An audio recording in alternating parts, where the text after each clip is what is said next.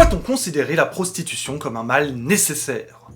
On ne l'approuve pas, mais on la tolère. Doit-elle être encadrée, même si cela la banalise? C'est un débat toujours d'actualité qui s'opposait déjà au Moyen-Âge. Comment nos ancêtres ont-ils répondu à cette question? Vous allez voir dans cette vidéo l'importance de la prostitution dans les siècles passés. On y va!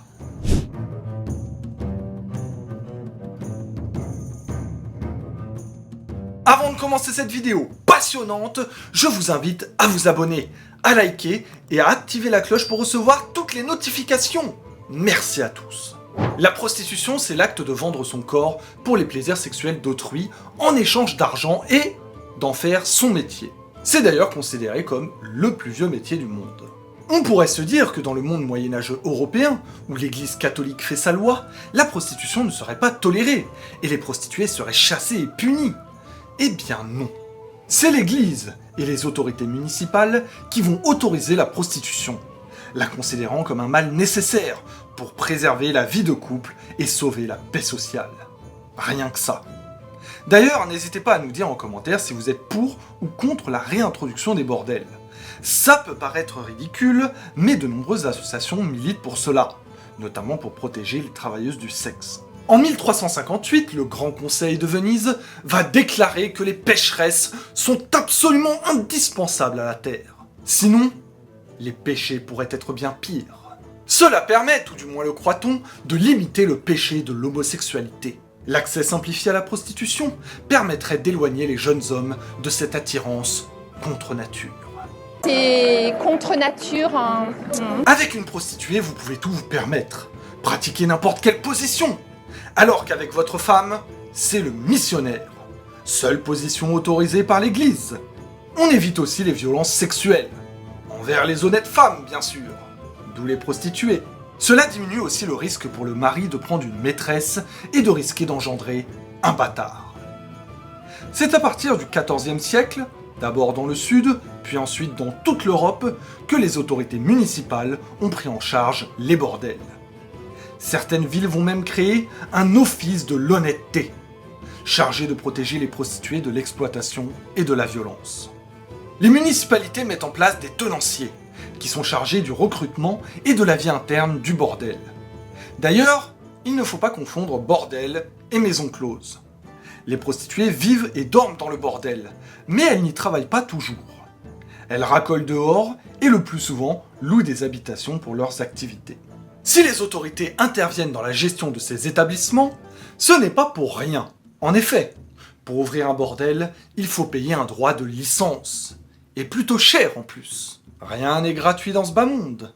Ce type d'établissement est concentré dans certains quartiers, souvent excentrés du centre-ville, mais fréquentés par des étudiants, des jeunes hommes, clientèle importante. Le lien entre école et prostitution était assez important. Les bordels et les salles de classe se trouvaient souvent dans le même bâtiment. Bonne ambiance! Faut juste pas se tromper de salle, mais ça va. Bien sûr, dans les plus grandes villes, on trouve des bordels partout. À Paris, on compte pas moins de 39 établissements. Et la ville était moins grande qu'aujourd'hui. Et ces bordels médiévaux étaient plus que de simples lieux de plaisir sexuel. On pouvait venir y boire, manger, se baigner, comme dans un hôtel de luxe.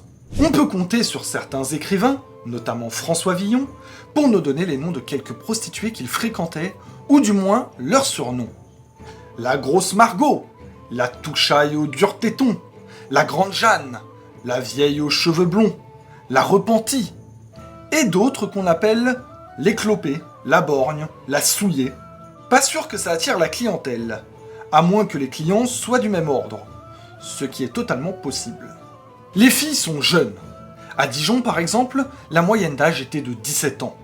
Et souvent, elles viennent d'une autre ville. Ce sont des femmes, des jeunes filles, seules, abandonnées.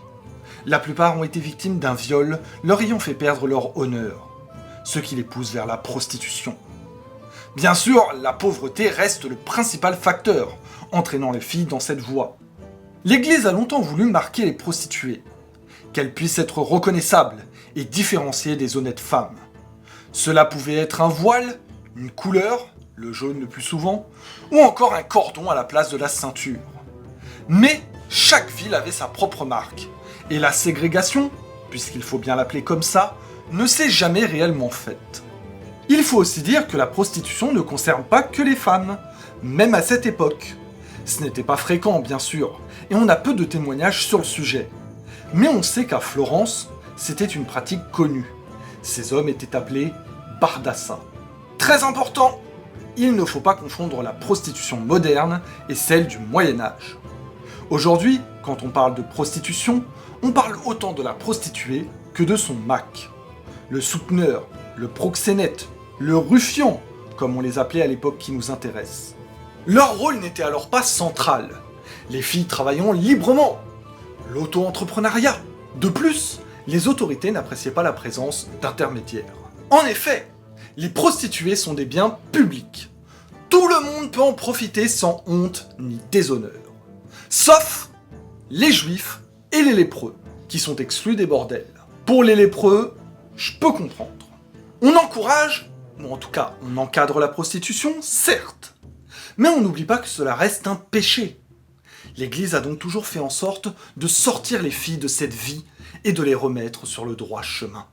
En 1198, le pape Innocent III encourage les hommes à prendre pour épouses d'anciennes prostituées, afin de leur permettre d'arrêter cette activité tout en conservant un niveau de vie. Au siècle suivant, de nombreux établissements religieux se concentreront sur l'accueil des prostituées repenties.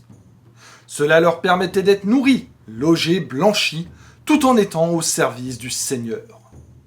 La figure de Marie-Madeleine, ancienne prostituée qui suivra le Christ jusqu'à la fin de sa vie, est une figure importante de l'époque. Après le Moyen-Âge, vient la Renaissance. La moralisation des mœurs devient importante et la prostitution est vraiment mal vue. On les chasse de certains quartiers et on les empêche de louer des logements. L'apparition de la syphilis, une maladie vénérienne, n'aide pas, les prostituées étant rendues responsables de ce nouveau mal. C'est la fin de cette vidéo, on espère que vous l'avez appréciée. Très important, venez nous rejoindre sur nos réseaux, Instagram et TikTok. On y poste du contenu inédit. Quant à nous, on se retrouve bientôt pour une nouvelle histoire, et à la prochaine!